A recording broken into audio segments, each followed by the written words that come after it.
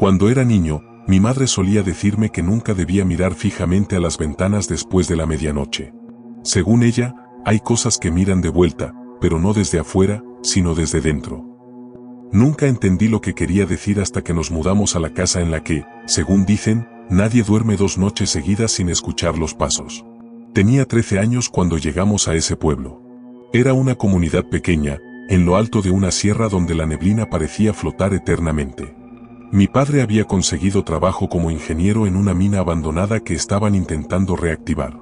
A nadie le importaba lo que se decía del pueblo, hasta que caía la noche. La casa era grande, antigua, con techos altos, escaleras de madera que crujían incluso si uno se quedaba quieto. Tenía un espejo ovalado frente a las escaleras y un ventanal que daba al bosque. Pero lo que más me inquietaba era la habitación de los espejos. Así la llamaban los anteriores inquilinos. No tenía camas, solo una mesa antigua y 3 espejos enormes empotrados en las paredes. Uno frente a otro. Si te parabas en el centro, podías verte reflejado infinitamente, como si algo te observara desde los ecos de tu propio reflejo. La primera noche fue tranquila, hasta las 3:12 de la madrugada.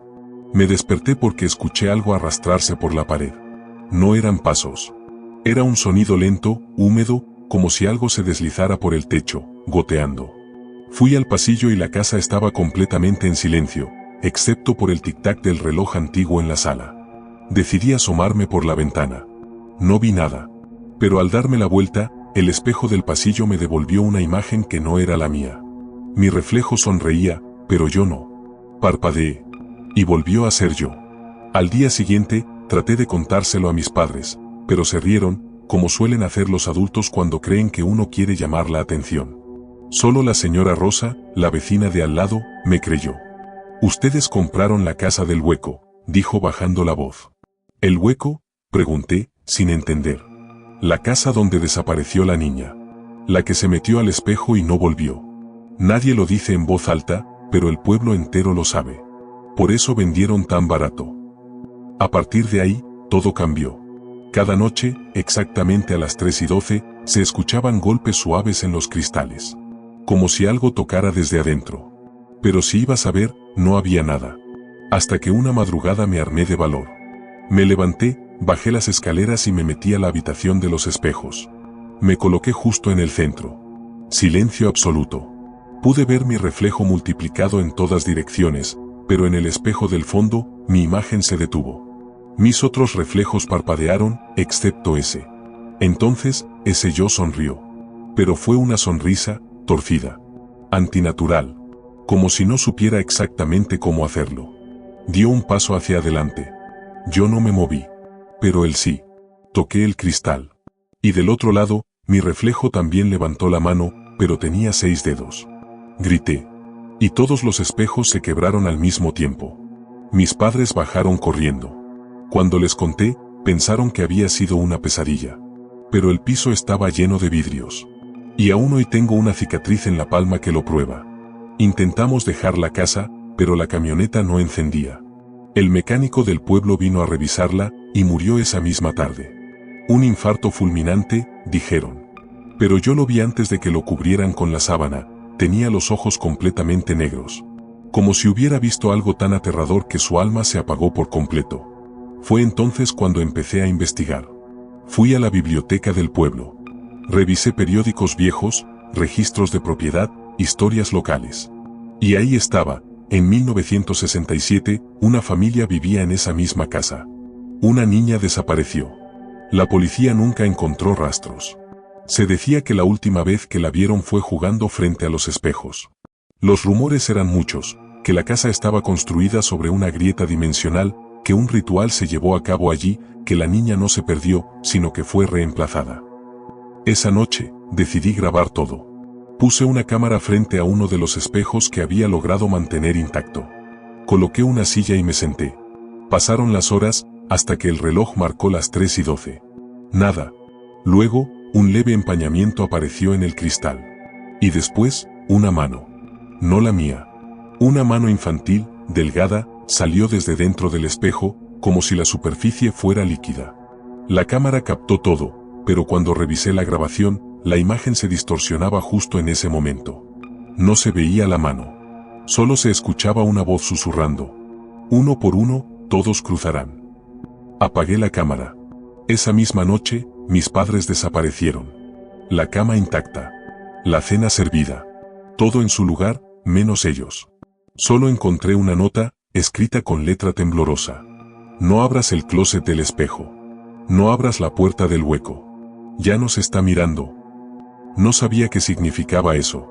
Hasta que me percaté de un detalle que había ignorado todo ese tiempo. Detrás del espejo del pasillo, había una línea en el papel tapiz. Como si alguien lo hubiera sellado. Rasgué la pared. Y encontré una pequeña puerta. Abrí. Era un closet. Dentro, solo había una muñeca. Antigua. Con el rostro partido y los ojos abiertos. Y debajo de la muñeca, había otra nota. Esta sí, escrita con tinta roja. No la llames por su nombre. Ya está despierta. Desde entonces, cada noche a las 3:12, alguien toca la ventana de mi cuarto. Pero vivo en un tercer piso. Y no hay balcón. He cambiado de casa. De ciudad. Incluso de país. Pero el reloj siempre marca la misma hora. Siempre hay una ventana cerca. Siempre una figura al otro lado del vidrio, que no soy yo. Y cada vez que sueño, vuelvo a la habitación de los espejos. Pero esta vez, soy yo quien está atrapado dentro. Y tú, que estás viendo esto, si alguna vez te reflejas en algo y no te ves mover al mismo tiempo, corre. Ya te eligió a ti. Después de todo lo que ocurrió, pensé en contarlo, pero ¿a quién? ¿Quién iba a creerme? Así que lo escribí. Lo escribí todo. En un cuaderno viejo, con la esperanza de que, si algo me pasaba, alguien lo encontrara. Pero al día siguiente, el cuaderno desapareció. Y en su lugar, alguien, o algo, dejó un espejo redondo, pequeño, de esos que usas para maquillarte. Estaba sobre mi escritorio, como si lo hubiera tenido ahí desde siempre. Pero yo no lo puse. Lo miré con desconfianza, y me vi. Al principio, parecía normal. Hasta que mi reflejo, parpadeó 2 veces. Yo no lo había hecho. Cerré el espejo, lo arrojé a la basura y me fui a dormir. Pero al día siguiente, ahí estaba otra vez, sobre el escritorio, completamente limpio, sin una sola mancha. Me senté frente a él. Y esta vez, no me vi a mí. Vi la habitación de los espejos. Tal cual era en la antigua casa. Con las paredes grises, la mesa en el centro, y una niña parada en la esquina. No movía un solo músculo. Pero su reflejo sí. Me levanté y corrí. Ya no me importaba si estaba loco. Me fui directo a la policía, al psiquiatra, a quien fuera. Me internaron por 1 semana. Dijeron que era un brote psicótico. Me recetaron pastillas. Pero el espejo me seguía. Lo encontraba en los baños públicos. En el retrovisor del coche. En la pantalla apagada del celular. Siempre estaba ahí. Y siempre a las 3:12. Fue entonces cuando descubrí algo que me aterró más que cualquier aparición. No era el único. En foros escondidos de internet, encontré a otros. Personas de distintos países, diferentes idiomas, todos con el mismo patrón. 3:12. Espejos. Reflejos que no coincidían. Y todos, sin excepción, habían pasado por una casa como la mía. Una casa con historia.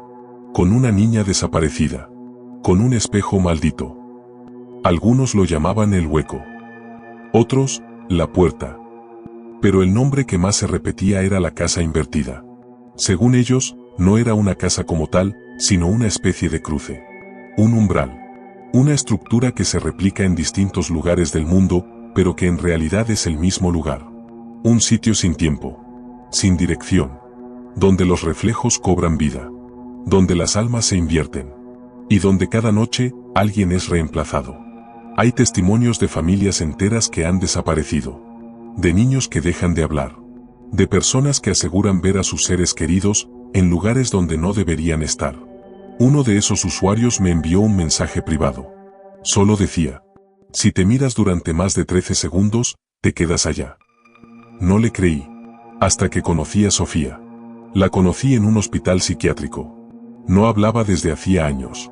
Se la pasaba dibujando círculos. Espejos. Ojos. Hasta que un día, me acerqué y le pregunté por qué lo hacía. Ella levantó la cabeza y me dijo: porque el que se quedó no era mi hermano. Ese fue el último día que la vi. Horas después, se lanzó por una ventana. Cuando revisaron su habitación, había dibujado con sangre un mensaje en la pared. No son reflejos. Son puertas. Y ahora, cada vez que veo mi reflejo, siento que algo me observa. Sé que llegará el día en que no me vea moverme. Que mi reflejo no me obedezca. Y cuando eso pase, ya será demasiado tarde. Por eso te lo cuento ahora.